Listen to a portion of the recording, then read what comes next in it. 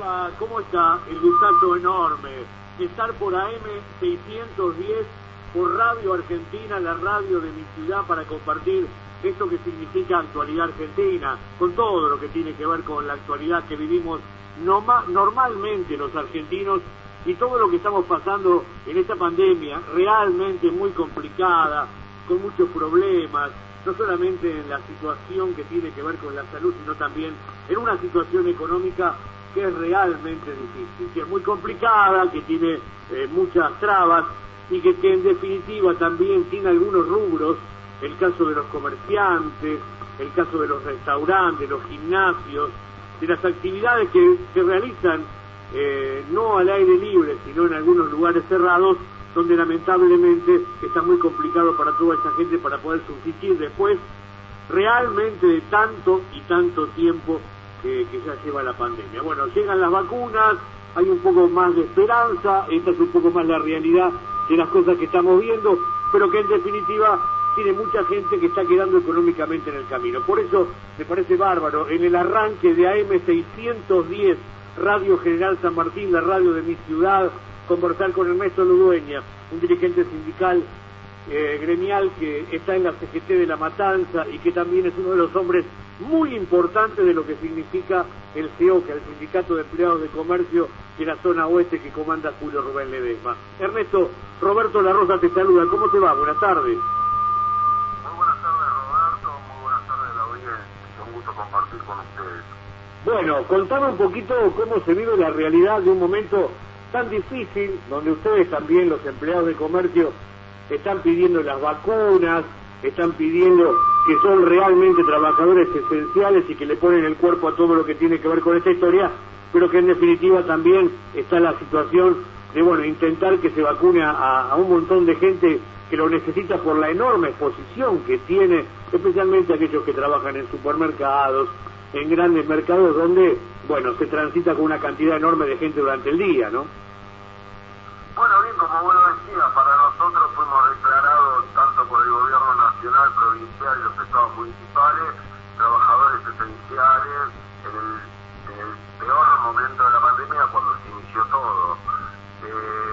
Fue un título que nos aplicaron como trabajadores esenciales, tuvimos que hacer frente realmente a mucha exposición, donde todavía no había vacunas, y los empleados de comercio estuvieron a la altura de la circunstancia. Lamentablemente tenemos pérdida de vidas humanas, de compañeros y compañeros trabajadores.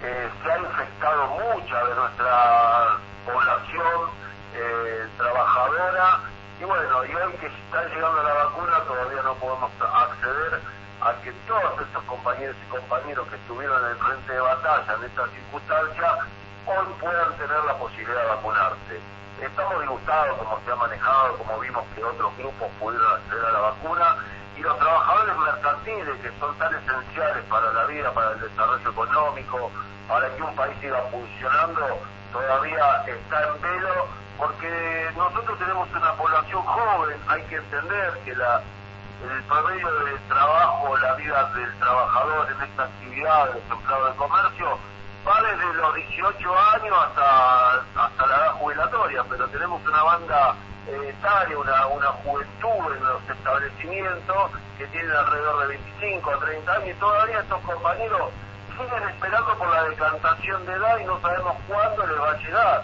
Y estamos muy preocupados porque un trabajador que está expuesto al contacto con la gente y la gran cantidad que se ve en los lugares de expendio de alimentos, y así como todas las actividades donde está la atención al público, vemos que un trabajador nuestro puede ser un potencial contaminante, un contagiador, y todavía no podemos hacer, y así para su vida, ¿no?, que todavía no podamos prevenir esta situación. Nosotros desde la CGT de La Matanza hemos elevado un documento dirigido al señor intendente del primer distrito, en este caso del conurbano bonaerense, que el distrito de La Matanza.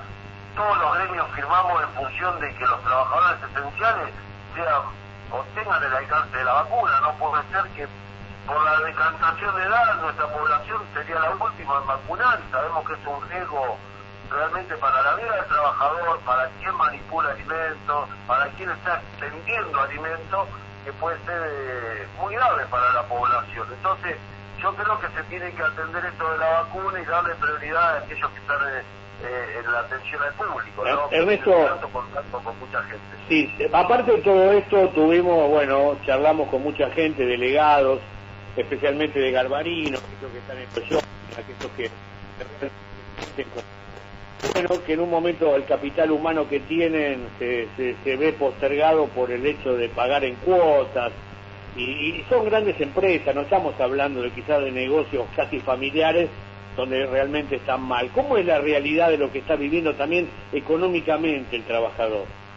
No, el trabajador no solo sufre la pandemia del contagio del COVID, sino que además padece el flagelo de la inflación en Argentina. Los trabajadores estamos con un salario por debajo de la línea de pobreza.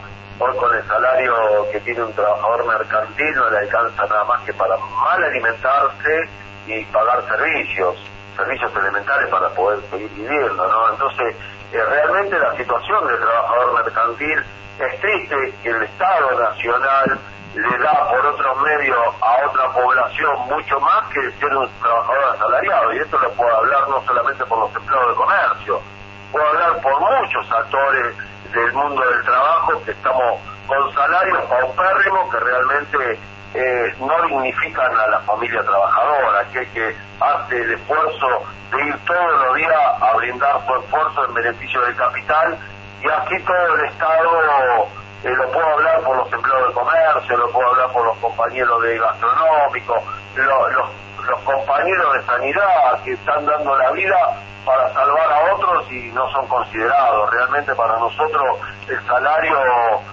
hoy no está a la altura de las circunstancias. Realmente trabajar 8 horas diarias tendría que darle dignidad por su esfuerzo a una familia trabajadora, y realmente le alcanza solamente para mal alimentarse y pagar los servicios elementales. Realmente la situación, y después te encontrás con empresarios inescrupulosos, estafadores seriales, que no le pagan a los trabajadores los que han trabajado y les adeudan salario como un... Sí, realmente la adeudan los salarios, y uno ve como lamentablemente se va deprimiendo todo, y uno queda muy atrasado en cuanto a lo que significa un sueldo normal. Esto lo vivimos normalmente, y esta es un poco la realidad de las cosas que pasan, ¿no? Realmente nos parece que todo esto tiene que realmente terminar, y que el trabajador tiene que ser una persona incluida en lo que significa, una empresa, porque son los que de alguna u otra manera generan esa situación laboral tan importante. Por eso te decía, Ernesto, que la realidad nos lleva también a esto, aparte no conocer a los dueños, porque antes uno trabajaba en algún lugar y generaba un vínculo, no sé si de amistad, pero de buen trabajo con la gente. Hoy las grandes marcas, los grandes mercados van cambiando de dueño, y cada gerente tiene una actitud sobre el personal que hace tantos años que trabaja y que hizo grande esa empresa, ¿no? No, tal cual. Aparte el trabajador hizo grande a la empresa, contribuyó con su esfuerzo en la riqueza de estos patrimonios de este tipo de empresarios, y realmente que hoy le den la espalda al trabajador, pero la permisividad creo que está desde aquellas autoridades que tienen que aplicar la ley. Y en este caso se llama el Ministerio de Trabajo, sus funcionarios, y el Estado Nacional no puede permitir este tipo de maniobra de vaciamiento de empresas.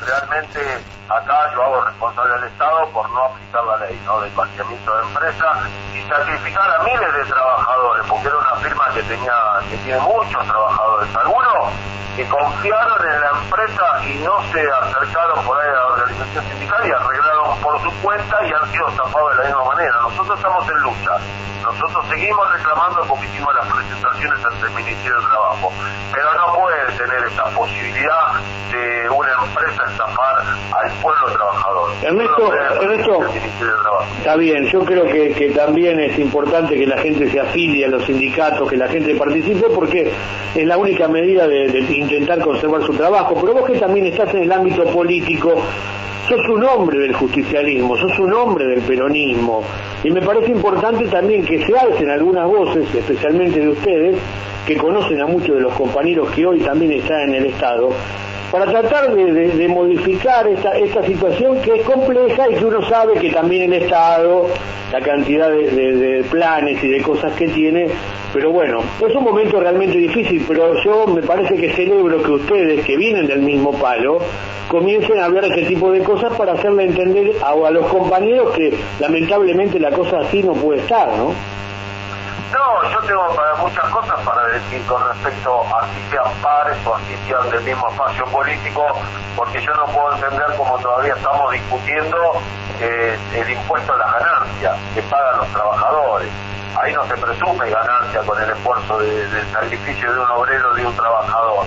Entonces estoy en desacuerdo que todavía estemos discutiendo si son 20 pesos más o 30 pesos más. Esto lamentablemente no tiene que ser directamente. Como estoy realmente crítico con la situación que están atravesando los jubilados y pensionados, yo no estoy en contra de que haya un asistencialismo para aquellos que socialmente no han aportado un sistema. Ahora no lo podemos hacer con la caja de previsión. Claro, el Estado puede hacer subsidios, puede darle una jubilación a doña Rosa que no aportó como ama de casa o aquel que no recibió aporte, pero no puede sacar los fondos de la caja de previsión, donde los cotizantes, los aportantes hoy se ven diezmados en el cobro de su jubilación y su pensión. Realmente que un jubilado después de 40 años de aporte esté cobrando lo mismo que aquel que no aportó es injusto. ¿Y por qué pasa eso? Porque el Estado Nacional usa la caja de previsión, donde depositaron los sueños, muchos buscando la previsión del día de mañana, muchas compañeras y compañeros trabajadores. Sí, entonces claro. Me parece que eso después de 30 años de aporte es desigual lo que cobra uno que lo que cobra el otro. Sí, yo no estoy en contra de que el Estado quiera ser benefactor, pero no lo puede hacer con la plata que fue de los trabajadores. O lo puede hacer en una justa medida, pero dando a entender que aquel que aportó necesita un sueldo digno, ¿no? Para vivir. Tiene que buscar los recursos que el Estado quiere ser benefactor en esta índole, está bien, pero no lo puede hacer con la caja donde está el aporte de muchas mujeres y hombres que aportaron durante 30 años una ilusión para el futuro. Eso no lo debe hacer y es lo que uno está crítico, ¿no? Ver el Estado como hoy nos sigue adeudando el Estado, la plata con que nosotros atendemos a nuestros beneficiarios es la plata de los trabajadores.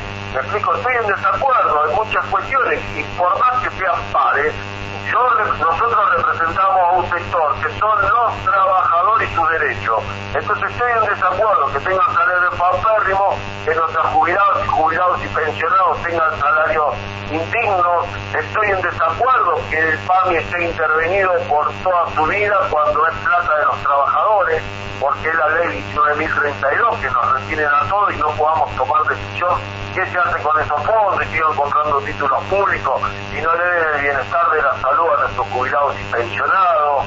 Estoy en desacuerdo que no se le devuelva la plata a la zona social y la siga recaudando el Estado y la administre como mejor le parece, porque todos los fondos, todo el esfuerzo del obrero trabajador hoy se diluye con una mala administración de sea el gobierno que sea. Entonces estoy en desacuerdo en esta arbitrariedad de que el Estado le mete mano a aquellos que somos los que contribuimos con nuestro esfuerzo a la grandeza del país. Me parece, yo creo que estoy en desacuerdo en la carga tributaria, en cómo se manejan arbitrariamente los costos en la Argentina por una mala administración del Estado. Estoy en desacuerdo que algunos sectores, porque tienen la caja o la herramienta, disputan una paritaria del 40% de privilegio cuando en los privados estamos discutiendo el 32%. Claro. El 32%, sí. no aceptamos el 32%, no hay paritaria. Entonces, estoy en desacuerdo en un montón de cosas. Bueno, pero por lo menos tenemos que decir. Es la actitud de enumerarlas, de darlas a conocer y bueno, hacerle entender que lamentablemente estos sueldos son sueldos mínimos. Hoy estamos en un lugar pésimo en el mundo y en América Latina, algo que tuvimos siempre, bueno, siendo uno de los más importantes en cuanto a un sueldo. Ernesto Ludueña, un gusto tenerte por AM610, sos una persona que queremos mucho, que sabemos que sos un laburante, que sos un trabajador, que junto a Julio Rubén Ledesma y a todo el equipo del CEOCA de la zona oeste trabajás mucho para lo que significa el empleado de comercio, desde un lugar tan importante como significa los regalos y para la natalidad, lo que significa el tema de las farmacias, las prestaciones. Así que te mandamos un abrazo enorme y es un gusto siempre charlar con vos con esa claridad meridiana que tenés, Ernesto. Bueno, muchas gracias, Roberto, un saludo a tu audiencia y bueno, a tus órdenes cuando quieran de vuelta a entrevistarnos. Ernesto Ludueña charlaba con nosotros aquí en la tarde de AM610, aquí en la radio de General San Martín, la radio de mi ciudad, la radio de mi gente, la radio donde uno transita habitualmente lo que tiene que ver con su barrio y su gente. La gente que se quiera comunicar, en un momento más estaremos con Fernando Cáceres y también la gente que está en contacto con nosotros aquí en la radio, a mucha gente que también nos sigue por internet, a la radio que crece, que da alternativas, que nos da una posibilidad de difusión, esta que es AM610, 4755-0479, si querés tener contacto con nosotros, dejarnos un nombre, un apellido y la localidad donde llegamos, seguramente por aire, pero también hay mucha gente que nos sigue por internet, muchísima gente, www.radioam610.com.ar es la alternativa para tanta gente que nos sigue, amigos que nos siguen, Nico desde España, la gente que también nos sigue desde Quito, desde Ecuador, la gente que está con nosotros en todos los rincones también de una República Argentina que se ve en un tema del coronavirus. Y fíjese cómo es la realidad que nos toca. Susana Jiménez tiene coronavirus. Susana Jiménez optó por irse del país, por vivir en Uruguay, aún generando toda su riqueza en la República Argentina. ¿Cómo es la vuelta de la vida? Hoy tiene coronavirus. Fíjese cuál es la realidad de esta pandemia, que nos iguala a todos, los que tenemos la mejor obra social o los que tenemos que ir a un hospital público, los que tenemos o los que tienen millones y millones de dólares, como es el caso de Susana, y se da cuenta que nada sirve en la alternativa de no compartir, de no ser solidario. Yo no digo que no sea solidaria Susana Jiménez, pero sí lo que digo, que esta pandemia nos iguala como nada en el mundo en lo que tiene que ver con aquellos que tenemos dificultades para transitar este momento, especialmente en lo económico, y aquellos que tienen mucha plata y pueden tener la posibilidad de ir a Miami a darse la vacuna, de vivir en Uruguay tranquilamente con todo lo que ha tenido. Vuelvo a reiterar, Susana Jiménez se lo ha ganado en buena medida, pero ha elegido irse a Uruguay a transitar sus años, digamos, con alguna más tranquilidad, ¿no? Vamos a decir, este país es un país muy complicado, muy difícil, es hermoso, lástima a nosotros los argentinos, los que depositamos el voto, los que también no nos inmiscuimos en política, no participamos y tenemos que votar esta dualidad de dos partidos que se van intercalando lo que significa el poder y que a vos te dejan vacío de todo, porque si ahora las cosas mal lo hace este gobierno de Fernández, de los Fernández, volverá seguramente un gobierno de la mano de la ideología de Mauricio Macri, que también es una ideología que no va a ayudar al trabajador, que le va a dar la alternativa a los empresarios, como nos pasa a nosotros cuando pasamos una autopista que vemos 200 y pico de pesos, una cantidad, una cosa que es casi inigualable. Los servicios están muy caros, la luz, el gas, los impuestos, y todos los días, porque hay algo que es fundamental, por ejemplo el monotributista. Ahora enseguida saben qué cantidad de facturas existe en el mes, si ganaste 10, 15 o 20, pero no me cabe ninguna duda que a tu mail llegan todos los días de ARBA, de AFIP, de ingresos brutos, todos los días llegan un mail. Muchachos, se cortó todo, se cerró todo. Cerremos también el vínculo de pedirle a la gente plata que la gente no puede pagar. no puede pagar, esta es la realidad, y vemos cómo pasa los comercios en Capital, en Florida y Lavalle, que parece realmente una zona desértica, que ya tuvo problemas con el gobierno anterior, y que con esta pandemia y todo lo demás, lo sigue teniendo.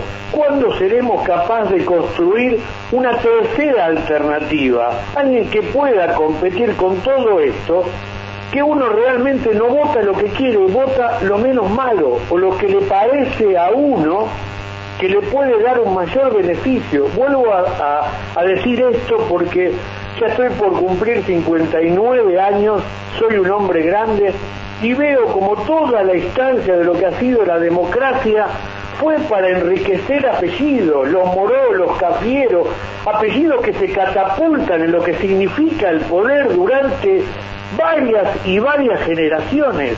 Así estamos viviendo. Es más, ya tienen hijos, entonces uno, como lo Moró, que nació radical, la hija se hace, no sé, de un espacio político, el padre de otro, el tío de otro, el abuelo y todo lo demás. Lo vemos con un jefe de ministro del Cafiero, que nosotros nos acordamos del abuelo y pensamos, bueno, el abuelo ya era un tipo pillo, un tipo sabio.